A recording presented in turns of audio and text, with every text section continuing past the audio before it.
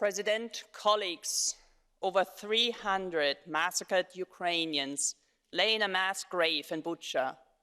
Their murders, Russian soldiers did a sloppy job covering them with earth. Limbs of victims still stick out from the soil. Other bodies, with hands tied and a bullet in the forehead, are scattered all around the destructed cities. In another town, Irpin, Russians shot down 2 girls and ran over their bodies with tanks repeatedly. Near Kyiv, Russian soldiers killed a man and then raped his wife while their son sobbed next door. These indescribable acts of violence are not isolated events, but part of the systemic war crimes committed by Putin's regime. Cluster bombs and destructed maternity hospitals were not the worst compared to the horrors committed by Russian soldiers near Kyiv. And this is only the tip of the iceberg. I'm horrified of what else we will uncover as the troops continue to retreat.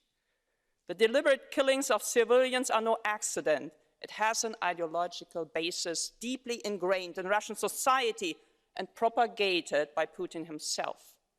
For the Russian president and his supporters, Ukrainians as a nation should not be allowed to exist.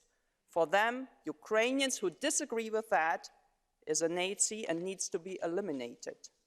This, coupled with the brutality of Russian soldiers that endure the Dovshina and other abuses in the army, is a deadly recipe for genocide.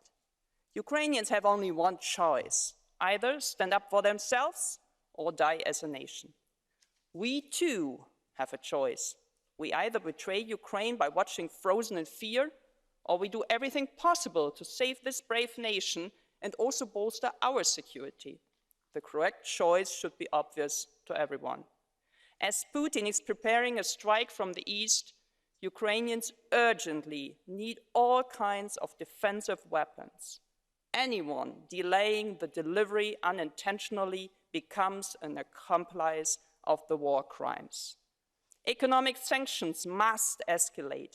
We need to embargo Russian oil, coal, nuclear, and also Russian gas.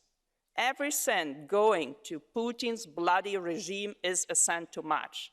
We cannot bring back thousands of brutally murdered civilians in Bucha, Irpin, or Mariupol, but if we act immediately and decisively, we can save millions from the same horrific fate. Thank you.